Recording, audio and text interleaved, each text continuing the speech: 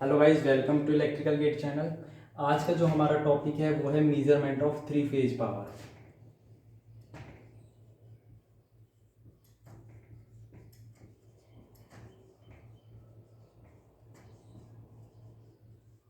With the help of 2 watt meter method.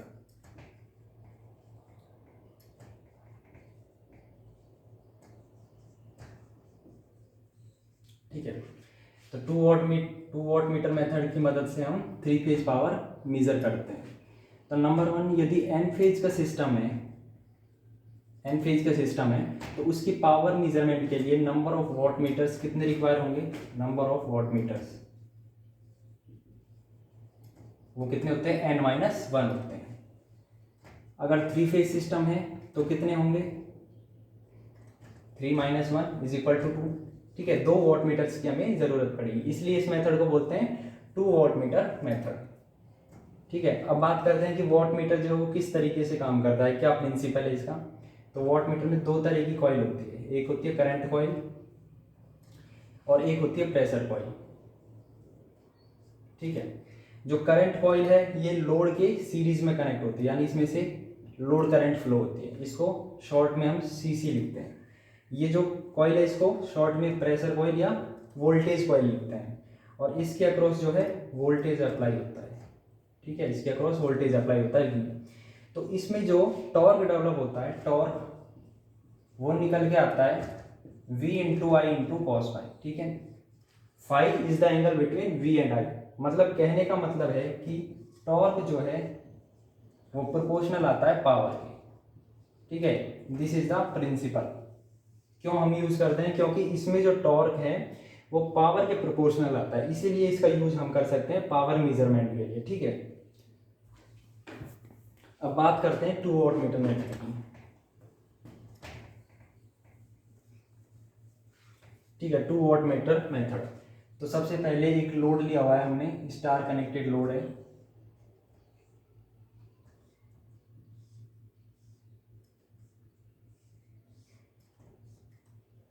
इससे जो है 3 सप्लाई निकल रही है, एक R है, एक Y है, एक B है। ठीक है, जो ये है न्यूट्रल, तो इसके अक्रॉस जो वोल्टेज है, इस इम्पीडेंस को मान लिया Z एंगल फाई है, ये भी Z एंगल फाई है, ये भी Z एंगल फाई है। तो इसके अक्रॉस जो वोल्टेज होगा वो पर फेज वोल्टेज होगा, उसको हमने लिया VR। ऐसे ही ये जो Y से कनेक्टेड है तो इसके अक्रॉस जो वोल्टेज होगा वो होगा VY। ठीक है, न्यूट्रल के रेस्पेक्ट में पर फेज वोल्टेज है, ऐसे ही इसके अक्रॉस जो वोल्टेज होगा VB होगा। ठीक है, इस तरीके से वॉट मीटर्स को हम किस तरीके से कनेक्ट करते हैं, जो करंट कॉइल है उसको हमने एक सप्लाई टर्मिनल से कनेक्ट कर दिया। ठीक है, और जो प्रेशर कॉइल है उसको हम दूसरी सप्लाई से कनेक्ट कर देते हैं इस तरीके से। ठीक है, दूसरे वॉट मीटर किस तरीके से होगा? करंट कॉइल यहाँ पे कनेक्ट है, प्रेशर कॉइल जो है वो थर्ड नंबर वाले से कनेक्ट है। ठीक है, जो प्रेशर कॉइल है उनका जो कनेक्शन है एक ही सप्लाई से होना चाहिए, और जो करंट कॉइल है वो अलग अलग सप्लाई में है। ठीक है, तो यहाँ से जाने वाली करंट IR होगी, यहाँ से जाने वाली करंट IY होगी। ठीक है, तो इस तरीके से ये बन गया W1 अपना, this one is W1, this one is W2। फिर से देख लेते हैं कनेक्शन किस तरीके से करते हैं। जो करंट कॉइल है उनको सप्लाई से कनेक्ट कर देते हैं, और जो प्रेशर कॉइल है उनका दोनों को, इसका भी प्रेशर कॉइल और इसका भी प्रेशर कॉइल है, इन दोनों को तीसरे टर्मिनल से कनेक्ट कर देते हैं। तो यदि मैं अब W1 की बात करूं तो W1 में जो करंट कॉइल है उसमें करंट फ्लो रही है IR। प्रेशर कॉइल है उसके अक्रॉस वोल्टेज कितना है? R से कनेक्टेड है, B से कनेक्टेड है, तो VRB। ठीक है, ये वोल्टेज कनेक्टेड है। W2 की बात करूं, CC में करंट जो फ्लो रही है IY, करंट फ्लो रही है IY, और जो प्रेशर कॉइल है उसमें वोल्टेज कितना है? VY। ठीक है, अब पावर कैसे निकलेगी? W1 अलग पावर देगा, W2 अलग अलग पावर देगा। W1 के लिए क्या करेंगे? ये वोल्टेज, ये करंट और इनके बीच के एंगल का कोसाइन लेना पड़ेगा। इसी तरीके से voltage current into cos of angle, इस तरीके से हमें अलग अलग पावर हम डिराइव कर लेंगे। चलिए, तो अब फेजर डायग्राम से देखते हैं कितना एंगल निकल के आता है। तो सबसे पहले मैंने बनाया VR, ठीक है, पर फेज वोल्टेज है वी आर। इधर बनाया मैंने वी वाई, इधर बनाया मैंने वी बी। ठीक है, इस तरीके से मैं रोटेशन ले रहा हूँ। ठीक है, आर वाई एंड वी। तो एक जो वोल्टेज था वो आया था हमारा वी आर बी W1 के लिए, और W2 के लिए आया था वी वाई बी। ठीक है, तो माइनस वी बी करना पड़ेगा, ये हो गया अपना minus V B. V R और वी बी का V R minus V B बनेगा, ये V R minus V B, और ये बनेगा V Y minus V B. तो V R minus V B के लिए क्या करेंगे, इन दोनों का रिजल्टेंट ले लेंगे। तो ये जो आएगा यहाँ तक, ये आएगा अपना वी आर बी। ठीक है, ये आएगा अपना वी आर बी। इसी तरीके से माइनस वी बी और वी वाई, इन दोनों का जब रिजल्टेंट लेंगे तो वो आएगा अपना वी वाई बी। ठीक है, दो वोल्टेज निकल के आ चुके हैं, वी आर बी और वी वाई बी। अब बात करते हैं करंट। जो करंट है वो जेड एंगल फाई इम्पीडेंस से पास हो रही है। ठीक है, जेड एंगल फाई से पास हो रही है, और वोल्टेज जो है पर फेज वोल्टेज जो है वी आर, और ऐसे ही करंट जो है वो आई आर। ठीक है, तो वी आर से आई आर करंट जो है वो फाई जो है लैग कर रही है। तो मैंने इस तरीके से एक करंट बना दी, इस तरीके से लैगिंग डायरेक्शन में आई आर। इसी तरीके से यहाँ पे बनाएंगे अपन आई वाई। वी आर और वी बी के बीच का जो एंगल है वो है 120 डिग्री, ये एंगल है 120। वी बी और माइनस वी बी जो है एक ही स्ट्रेट लाइन में कनेक्ट है, एक ही स्ट्रेट लाइन है दोनों की दोनों। तो ये जो एंगल बनेगा ये बनेगा 60 डिग्री, पूरा की पूरा जो एंगल है 60 डिग्री बनेगा। ठीक है, अब जो वी आर बी है ये इनके मिड से गुजर रहा है, वी आर और वी बी के मिड में से गुजर रहा है। तो ये जो एंगल बनेगा, अगर मैं इसका आधा कर दूं यहाँ तक, तो ये बनेगा 30 डिग्री। ठीक है, और ये भी बनेगा कितना, 30 डिग्री। ठीक है, 30 डिग्री इनके बीच में एंगल है वी आर और वी आर बी के बीच में, ऐसे वी आर बी और माइनस वी बी के बीच में 30 डिग्री। ये जो एंगल है ये लैगिंग वाला एंगल है, यानी कि फाई है ये। ठीक है, ये फाई हो गया। तो वी आर बी और आई आर के बीच में कितना एंगल बचा, ये जो एंगल कितना बचा हमारा, 30 डिग्री माइनस फाई। ठीक है, तो एक एंगल हमारा निकल के आ गया वी आर बी और आई वाई के बीच में 30 डिग्री माइनस फाई। इसी तरीके से ये जो एंगल है यहाँ से वी वाई और वी बी के बीच में 120 डिग्री है, ये जो एंगल बनेगा ये 60 डिग्री बनेगा। अब वी वाई भी इनके मिडिल से गुजर रहा है, तो ये 30 डिग्री, और वी वाई से आई वाई जो है कितना लैग कर रहा है, 5 लैग कर रहा है। तो दूसरा एंगल निकल के आएगा यहाँ से यहाँ तक का अपना 30 डिग्री माइनस 30 डिग्री प्लस 5। तो एक एंगल तो आ गया अपना 30 डिग्री माइनस 5, दूसरा एंगल आ गया अपना 30 डिग्री प्लस 5। तो देखते हैं, अब डिराइव करते हैं एक्सप्रेशन को। चलिए W1 की बात करते हैं। सबसे पहले W1 वोल्टेज था हमारा V R B into I R, current जो है आई आर, एंगल जो निकल के आया वो आया 30 degree minus 5, cos of 30 degree minus 5। W2 की बात करूँ, W2 में V R B, V Y B into I Y into cos of 30 degree plus 5। ठीक है, ये दो एक्सप्रेशन हमें मिल चुकी। जो वी आर बी है ये लाइन वोल्टेज है, तो मैं इसको क्या लिख सकता हूँ, √3 times of VPH। Phase voltage के टर्म्स में मैं लिख सकता हूँ √3 times of VPH। I R है, इसको भी मैं लिख सकता हूँ IPH and cos of 30 degree minus 5। ठीक है, बिल्कुल सिंपल है। ऐसे ही इसको क्या लिख दूंगा मैं, √3 VPH into IPH into cos of 30 degree plus 5। ठीक है, दोनों को ऐड करेंगे W1 प्लस W2, दोनों को ऐड करेंगे तो W1 plus W2 equal to √3 VPH common आ जाएगा, √3 VPH IPH, अंदर क्या बचेगा, cos 30 degree minus 5 plus cos of 30 degree plus 5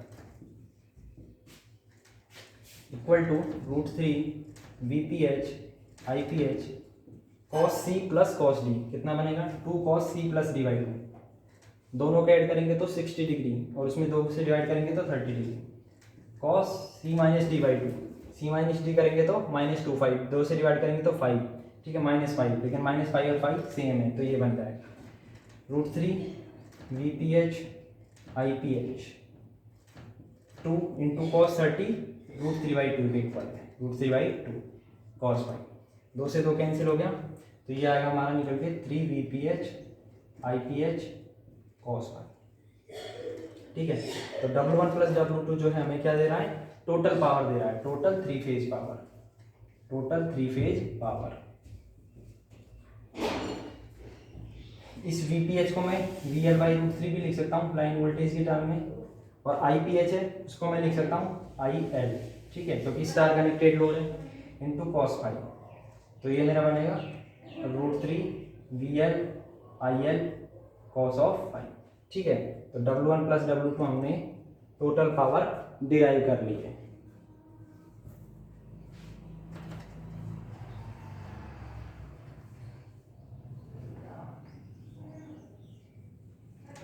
W1 और W2 की हेल्प से अब पावर फैक्टर हम निकालेंगे। तो W1 जो था हमारा वो कितना था, √3 V phase I phase cos 30 degree minus five, and W2 will be √3 VPH IPH cos 30 degree plus five, ठीक है। W1 माइनस W2 हम करते हैं, W1 minus W2 is equal to √3 VPH IPH cos 30 degree minus five minus cos 30 degree plus five